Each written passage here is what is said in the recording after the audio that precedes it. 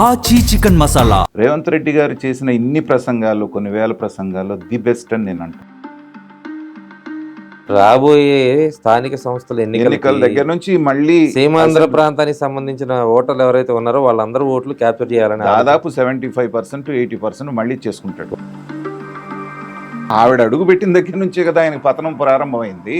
ఆ పతనం ఇప్పటిదాకా కొనసాగుతాం. లక్ష్మీపార్వతి గారే పెద్ద మనసు చేసుకొని నేను తీసుకోలే బాబు మీరే తీసుకోండి అని ఆమె పక్కన కూర్చున్నా మరి ఏమన్నా వచ్చింది. కలియుగాంతం జరిగినా కానీ ఆ మాట ఆవిడ అందు. నమస్తే, తెలుగు మనకి స్వాగతం. హైదరాబాద్లో ఎన్టీ రామారావు విగ్రహం ఆవిష్కరించిన సందర్భంగా తెలంగాణ ముఖ్యమంత్రి రేవంత్ రెడ్డి కొన్ని కీలక కామెంట్లు చేశారు. అందులో మనం ప్రధానంగా చూడాల్సిన అంశం ఏంటంటే భారత రాజ్యాంగ నిర్మాత అంబేద్కర్తో పాటు ఉక్కు మహిళగా పేరుగాంచినటువంటి ఇందిరాగాంధీ, ఆ తర్వాత తెలుగు జాతిని నడిపించిన ఎన్టీ రామారావు, వీళ్ళ ముగ్గురు పేర్లను ఒక తాటి మీదకి తీసుకువచ్చి ఒక సరసన చేర్చి రేవంత్ రెడ్డి ఒక అద్భుతమైన ప్రసంగం చేశారు. ఆ తర్వాత నిజంగా ఎన్టీ రామారావు గారి యొక్క గొప్పతనం, ఆయన యొక్క రాజకీయ పరిణితి, చాణక్యత ఇవన్నీ కూడా చాలామంది మాట్లాడుతూ ఉంటారు. కానీ నిజంగా ఎన్టీ రామారావు గారు అంటే ఒక భారత దేశ చరిత్రలో రాజకీయ పుటల్లో ఆయన ఒక సువర్ణాక్షరాలు లిఖించుకున్నటువంటి గొప్ప రాజకీయ నాయకుడికి కావాల్సినంత గౌరవం దక్కిందా అంటే అది ప్రశ్నార్థకమే. అంటే ఎలా దక్కుద్ది ఇలాంటి గౌరవం అని అంటే ఖచ్చితంగా భారతరత్న ఇవ్వాలి ఆయనకి అనేటువంటి ఒక డిమాండ్ అయితే ప్రధానంగా ఉంది. ఇది దశాబ్దాలుగా పెండింగ్ పడుతూనే వస్తుంది. అయితే తాజాగా ముఖ్యమంత్రిగా ఉన్నటువంటి చంద్రబాబు కూడా మహానాడు వేదికగా భారతరత్న ఖచ్చితంగా ఎన్టీ రామారావుకి ఇవ్వాలి అనేటువంటి ప్రతిపాదన చేశారు. అసలు ఎందుకు భారతరత్న ఎన్టీ రామారావుకి దూరం అవుతూ వస్తుంది? నిజంగా ప్రభుత్వాలు అనుకుంటే ఇవ్వలేవా, ఇవ్వగలవా?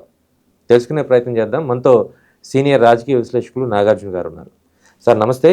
ముఖ్యంగా భారతరత్న అనేది నాకు తెలిసినంత వరకు క్రికెట్ దిగ్గజం టెండూల్కర్కి కూడా ఇచ్చారు. ఆయన ఒక క్రీడాకారుడిగా ఉన్నారు, చాలా గొప్ప ప్లేయరు. ఆయనకి ఎలాంటి అడ్డంకులు లేకుండా ఇచ్చేశారు. కానీ భారతదేశాన్ని తన రాజకీయ మాటలతో కానీ చాతుర్యంతో కానీ ఒక దిశ నిర్దేశించినటువంటి గొప్ప వ్యక్తి, తెలుగు జాతి యొక్క గొప్పతనాన్ని ఢిల్లీ దాకా తీసుకెళ్ళినటువంటి రాజకీయ నాయకుడు. ఎందుకు ఎన్టీ రామారావుకి భారతరత్న రాకుండా ఆగిపోతుంది? అంటే దాంట్లోకి వెళ్ళబోయే ముందు కృష్ణ గారు, ఇందాక మీరు రేస్ చేసినట్టుగా నిన్న అమీర్పేట్ సెంటర్ మైత్రివనం దగ్గర రామారావు గారి విగ్రహ ప్రతిష్టాపనప్పుడు రేవంత్ రెడ్డి గారు చేసినటువంటి ప్రసంగంలో, రేవంత్ రెడ్డి గారు చేసిన ఇన్ని ప్రసంగాలు, కొన్ని వేల ప్రసంగాల్లో ది బెస్ట్ అని నేను అంటాను. అవును, అందరూ అదే అని చెప్తున్నారు. తర్వాత ఆ మాట్లాడినటువంటి దాంట్లో రెండు భిన్న ధృవాలైనటువంటి కాంగ్రెస్ని, తెలుగుదేశాన్ని అతను మేళవించి కలిపినటువంటి పద్ధతి రేవంత్ రెడ్డి ఎలా ముఖ్యమంత్రి కాగలిగాడు అనేది ఆయన సామర్థ్యాన్ని తెలియజేస్తాం. కాంగ్రెస్ పార్టీకి వ్యతిరేకంగా పుట్టినటువంటి పార్టీ తెలుగుదేశం, తెలుగు వాళ్ళ ఆత్మ. ఎందుకంటే ఆ రోజున ఏకఛత్రాధిపత్యంగా పాలిస్తోంది. సో ఇందిరాగాంధీకి తిరుగులేదనేటువంటి అలాంటి సమయంలో ఎక్కడో సినీ ఫీల్డ్ నుంచి వచ్చి రాజకీయం అంటే ఈ ఏబిసిడీలు కూడా తెలియని రామారావు గారు పార్టీని స్థాపించిన తర్వాత వాళ్ళ కోటలు బద్దలు కొట్టి అఖండమైనటువంటి విజయం ఒకసారి కాదు, మధ్యలో ఒకసారి ఓడిపోయినా మళ్ళీ తీసుకొచ్చినటువంటి పద్ధతి చూసిన తర్వాత కాంగ్రెస్ వాళ్ళు ఎవరు కూడా రామారావు గారి పేరు ఎత్తడానికి కూడా భయపడాలి. కానీ తెలుగుదేశం నేపథ్యం నుంచి వచ్చినటువంటి రేవంత్ రెడ్డి గారు నిన్న అక్కడ మాట్లాడుతున్నప్పుడు ఆయన కాంగ్రెస్ పార్టీ ముఖ్యమంత్రి లేకపోతే తెలుగుదేశానికి సంబంధించినటువంటి వ్యక్తి చాలా మంది కన్ఫ్యూజ్ అయ్యారు. తెలంగాణలో ఉన్నటువంటి తెలుగుదేశం నాయకులు కూడా రామారావు గారి గురించి అంత అద్భుతంగా ఎవరు చెప్పలే ఇంతవరకు. మీరు అడిగిన దానికి నేను కూడా ఒక మాట చెప్తాను. ఎన్టీ రామారావు గారిని కేవలం తెలుగుదేశం పార్టీ వ్యవస్థాపకుడిగానే ఎవరు చూడరు. సినీ నటుడిగా అసలు శ్రీకృష్ణుడి పాత్రధారిలో ఆయన భక్తులు ఉన్నారు. అవును, అసలు ఆయనకి ఒక ప్రత్యేకమైన ఫ్యాన్ బేస్తో పాటు అవును డివోటీస్ ఉన్నారు. అవును, కృష్ణుడినన్నా పూజిస్తారో లేదో కానీ ఎన్టీ రామారావు పూజిస్తారు. ఆ తరహా అలాంటి డివోటీ అయి ఉంటారు రేవంత్ రెడ్డి గారు. కల్ట్ ఇది ఉన్నటువంటి వ్యక్తి ఆ, కారణ జన్ముడని ఊరికే అనరు. ఊరికే అన్నారు. ఇప్పుడు జనరల్గా చనిపోయిన తర్వాత జనాలు చరిత్రలో మరుగున పడిపోతారు. ఉమ్, కానీ రామారావు గారు అనేటువంటి వ్యక్తి ఏంటంటే ఓల్డ్ వైన్ లాగా పెరిగే కొద్దీ ఆయన విలువ పెరుగుతాం. ఉమ్, తర్వాత కాంగ్రెస్ పార్టీ దగ్గర నుంచి బీఆర్ఎస్ దగ్గర నుంచి ఉన్నటువంటి అన్ని పార్టీలు రామారావు గారి నామజపం చేయలేనటువంటి కంపల్షన్ కూడా రామారావు గారే తీసుకొచ్చారు. ఉమ్, మీరు చూడండి, ఆయన వ్యతిరేకించే పార్టీ ఎక్కడన్నా ఉందా? ఉమ్, బీఆర్ఎస్ ఒక సందర్భంలో అహంకారం ఎక్కువయ్యి కేసీఆర్ గారు ఒక సందర్భంలో రామారావు గారి స్మృతివనానికి అన్ని ఎకరాలు అవసరమా ఇక్కడ ఆయన సమాధి దగ్గర అని ఒక మాట అన్నాడో లేదో మొత్తం సమాజం అంతా తిరగబడుతుంది. వెంటనే విత్డ్రా చేసుకొని అబ్బెబ్బే అదేం లేదు మా అబ్బాయికి ఆయన పేరు పెట్టుకున్నాను నాకు అత్యంత గౌరవం అని చెప్పి మాట్లాడాల్సింది ఎందుకని? ఉమ్. ప్రజల్లో రామారావు గారి పట్ల ఉన్నటువంటి అభిమానం, ఆ భక్తి. సరే, ఈరోజు మన తెలుగు రాష్ట్రాల్లో తెలుగుదేశం పార్టీ ఎన్టీ రామారావు గారు బొమ్మ పెట్టుకోవాల్సిందే. అవునన్నా కాదన్నా ఒక్కోసారి వైసీపీ కూడా ఎన్టీ రామారావు గారు బొమ్మ వాడుకుంటూ చేస్తున్నారు ఉంటది. ఖచ్చితంగా. తెలంగాణ ప్రాంతంలో కాంగ్రెస్ నాయకులు కూడా ఎన్టీ రామారావు బొమ్మ పెట్టుకుంటారు. అవును. బీఆర్ఎస్ కూడా పెట్టుకోవాల్సిన పరిస్థితి. బీఆర్ఎస్ పెట్టుకోకపోయినా పెట్టుకోవాల్సిన పని లేదు. దాంట్లో ఉన్న 80% మంది వీళ్ళే కదా. అసలు కేటీఆర్ అదే కదా. కేటీఆర్ నిన్న చెప్పింది అదే కదా. ఆ, ఇప్పుడు ఇన్ని మాటలు మాట్లాడుతున్నటువంటి వ్యక్తి కూడా, తెలంగాణ ఉద్యమ నేత అనేటువంటి వ్యక్తి కూడా, నీకు భిక్ష పెట్టింది ఎవరు? రాజకీయ భిక్ష ఆయనే కదా. అంతే. నీ కొడుకు కూడా ఆయనే పేరు పెట్టుకున్నావు కదా. ఉమ్, అయితే నిన్న ఆయన మాట్లాడింది కేవలం మాటలుగా కాకుండా ఒక గొప్ప రాజకీయ ఎత్తుగడగా నేను భావిస్తున్నాను. అవును. కారణం ఏంటంటే రాష్ట్రం విభజించబడ్డ తర్వాత కాంగ్రెస్ విభజించింది కాబట్టి, మనకు అన్యాయం చేసింది కాబట్టి అక్కడ ఉన్నటువంటి సీమాంధ్రులందరూ కూడా దాని మీద వ్యతిరేకతతో అసలు విభజనకు కారణమైనటువంటి బీఆర్ఎస్ చెంతం చేరారు. ఇది విచిత్రం. అవును. ఎందుకంటే కాంగ్రెస్ మీద ఉన్నటువంటి కక్ష, ఉమ్, అన్యాయం చేసింది బీఆర్ఎస్ కాదు వీళ్ళు అనేటువంటిది. అయితే మొన్న జూబ్లీ హిల్స్ ఎలక్షన్స్ వేదికగా ఆయన పాచిక అనేటువంటిది అక్కడ ప్రయోగించారు. ఉమ్, ఎవరైతే సీమాంధ్ర ప్రజలు ఉన్నారో, రామారావు గారి అభిమానులు ఉన్నారో, తెలుగుదేశానికి ఇప్పుడు కూడా చెక్కు చేదనటువంటి ఓటు బ్యాంక్ ఉందో దాన్నంతటినీ ఖచ్చితంగా మన వైపు తిప్పుకోవడానికి జూబ్లీ హిల్స్ ఉప ఎన్నికను వేదికగా చేసుకొని నన్ను గనక గెలిపిస్తే మైత్రివనం ఎదురుగుండా రామారావు గారి విగ్రహం నేను పెడతాను ఉమ్, అని మాట ఎప్పుడైతే అన్నారో ఎలాంటి మెజారిటీ ఇచ్చారో చూసాం కదా మనం. అవును. అసలు బీఆర్ఎస్ గెలిచిపోయింది అనుకున్నారు అక్కడ. ఉమ్, అట్లాంటి తలకిందులు చేస్తారు. ఉమ్, దాంతో ఏంటంటే ఇవాళ వాళ్ళందరూ కూడా రేవంత్ రెడ్డి గారు అక్కడ మిగతా ఇంకెవరు ఉన్నా కానీ వీళ్ళు మంది అనుకునేవాళ్ళు కాదు. ఈయనంటే పాత టీడీపీ నాయకుడు పాత కాబట్టి. వాసనలు టీడీపీ బ్యాక్గ్రౌండ్ ఉంది కాబట్టి ఖచ్చితంగా ఈ ఓటు బ్యాంక్ అంతా కూడా ఇటు మరలు స్ప్లిట్ అయిపోయింది. స్ప్లిట్ అవడమే కాదు, మెజారిటీ అటు వెళ్ళిపోయింది. అవును. తర్వాత ట్రెడిషనల్గా ఉన్నటువంటి కాంగ్రెస్ నేతలు కూడా ఒక పక్కన ఇందిరాగాంధీని పొగుడుతున్నాడు, ఉమ్, ఇంకో పక్కన ఆ పాలసీసే చెప్తున్నాడు. ఉమ్, రామారావుని పొగిడినా వీళ్ళు కాదనలేని పరిస్థితుల్లో పడిపోయారు. ఇప్పుడు వి హనుమంతరావు లాంటి వాళ్ళు ఉంటారు, అవును. వాళ్ళందరూ అంతా హార్డ్ కోర్ కదా. అవును.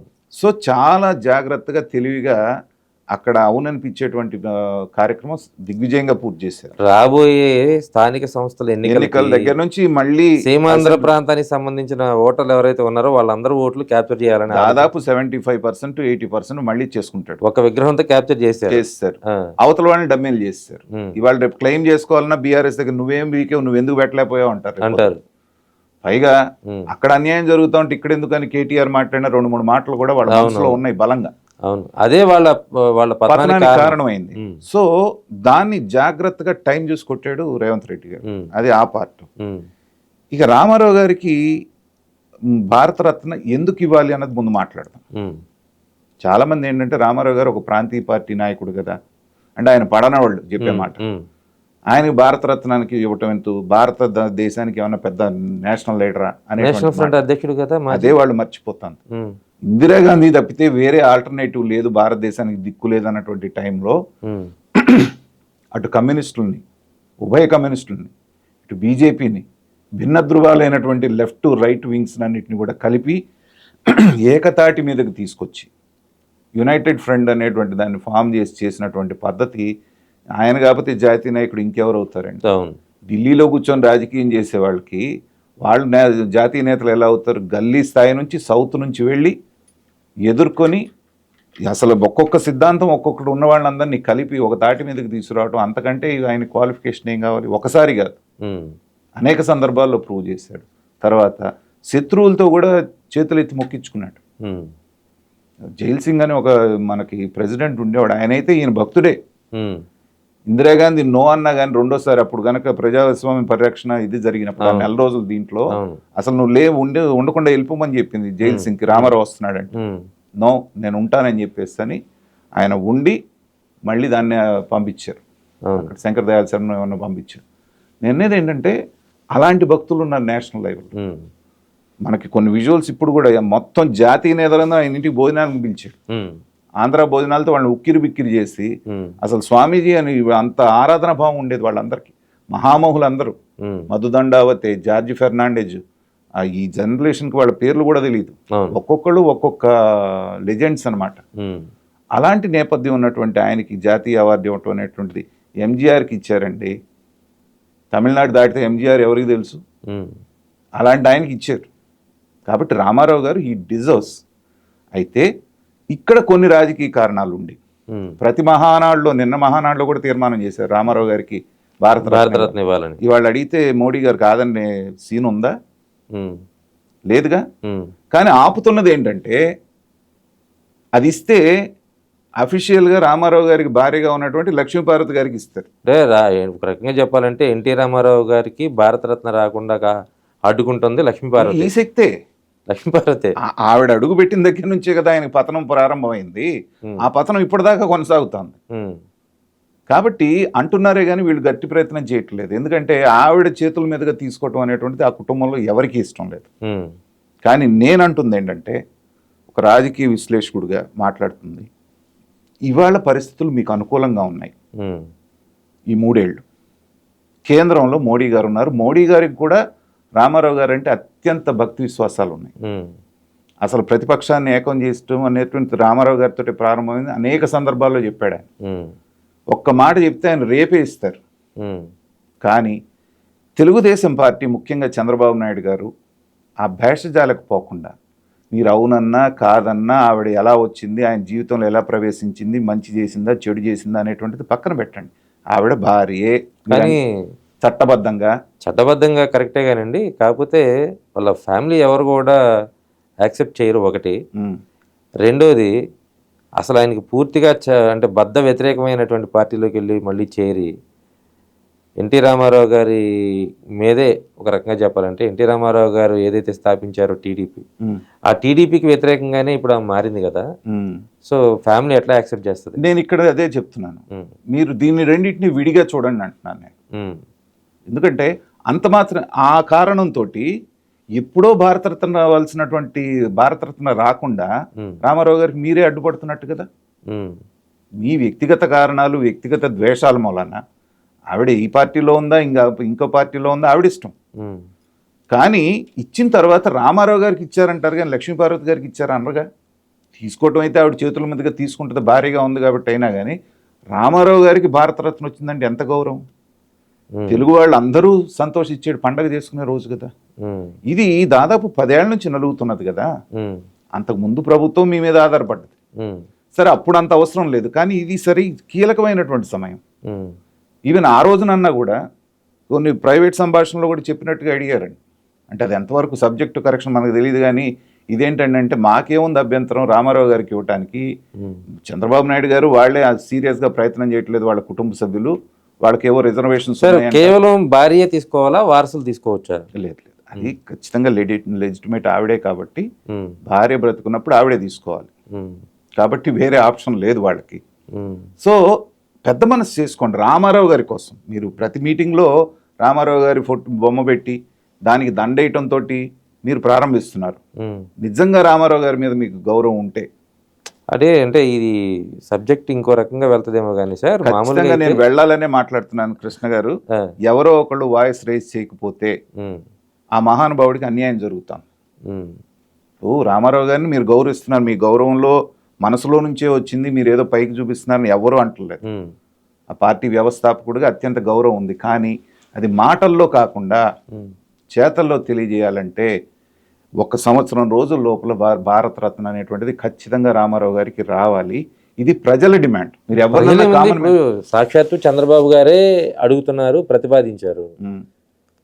ఇవ్వాలి అనేది నమ్ముతారా ప్రజలు మీరు ఆ మాట చెప్తే? చంద్రబాబు నాయుడు గారు ప్రతిపాదించారు కానీ కేంద్ర ప్రభుత్వం ఇవ్వట్లేదు అంటే ప్రజలు కామన్ మ్యాన్ నమ్ముతాడు అనుకుంటున్నారా? ఇవాళ చంద్రబాబు నాయుడు గారు ఏది కావాలంటే అది జరుగుతుంది. పైగా ఇదేం ఫైనాన్షియల్ ఏదో వేల కోట్లు లేకపోతే లక్షల కోట్లు ఇచ్చేది కాదు కదా.